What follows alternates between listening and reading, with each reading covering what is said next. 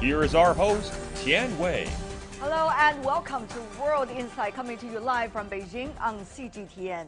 There are a lot of stories to cover today, but first let's go to Hong Kong. Hong Kong's Chief Executive Carrie Lam has reiterated her 4-point proposed actions and stressed the withdrawal of the controversial so-called fugitive bill.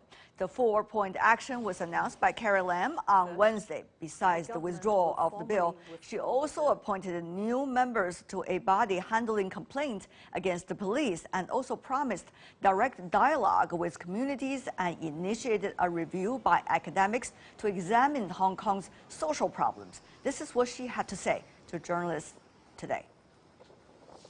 To answer your question about whether my announcement on actions yesterday were too little, too late, I suggest, and I hope very much, that this will be looked at in context. I have announced a package of 4 actions. So each of those actions requires a process of deliberation, and taken together, I hope that they would provide a basis for a dialogue and help Hong Kong to break the current impasse.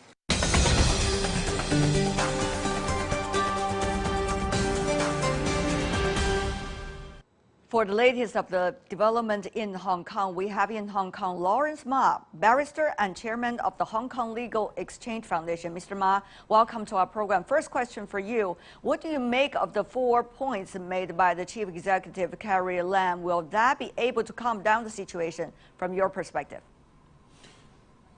Yes, firstly, very importantly, is the withdrawal of the Fugitive Amendment Bill. The calling for the fully withdrawal of the Fugitive Amendment Bill has been the top request out of the 5 requests of the protesters. And this is the first request of a total withdrawal of the bill. And if the government has now not just backed off from the bill, but a total withdrawal from the bill and never mentioned again, would give the protesters no further reasons to continue their riots and protests. So this is a very important gesture from the government, because the protesters would have no further excuse to go on and take on the street and continue to demolish Hong Kong. Right. Mr. Ma, as you may know, the 4 points proposed by Mr. Lam will take a while to be realized. Of course, she doesn't give any time frame, because a lot of these things, you would never know as to how long it would take for eventual a good result. So what do you make of the process to come and the process to communications to come? Will that be also turbulent time, or we're likely to see some calming down situation for weeks, at least from now on? Well, the important point is for people not in Hong Kong, that those who are foreign to Hong Kong and the international community to see, is that Ms. Carrie Lam has been a bureaucrat for her professional career in the Hong Kong government. She had been the director of social welfare for many years before elevated to the position of the Minister of Development. She has not handled many political turmoils, particularly with foreign influences. So this is really the first time in her political career to handle these sort of things. During these 2 months, Hong Kong people do understand that she has disappeared from the front, from the public scene, because she was taken back by these protesters. She was horrified, I can say.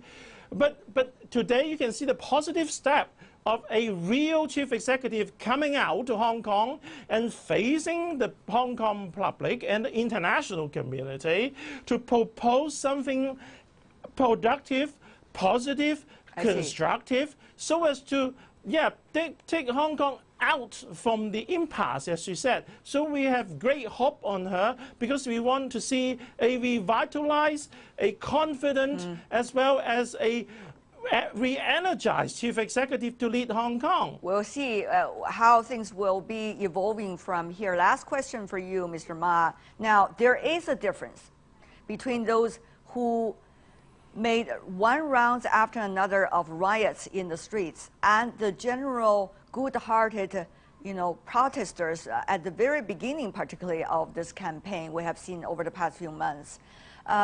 Those who have been destroying public property, those who have been, quote unquote, using forces against the police. How do you think Hong Kong, within the legal framework of the territory, will be able to handle those two very different issues? Of course. There is a very established and mature legal system in Hong Kong, and the chief executive herself has not backed down from the protesters' request not to prosecute them, because one of the 5 requests was not to prosecute these protesters. And the government has been quite stern, and correctly to be so stern, in not conceding to those demands. And those people have been arrested. And there are existing laws in criminal laws and existing offenses to prosecute them.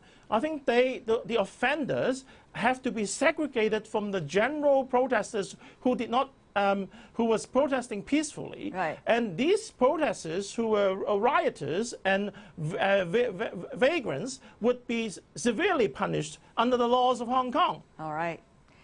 Lawrence Ma, thank you so much for joining us. Lawrence Ma, who is a barrister and chairman of the Hong Kong Legal Exchange Foundation. Really appreciate it, sir.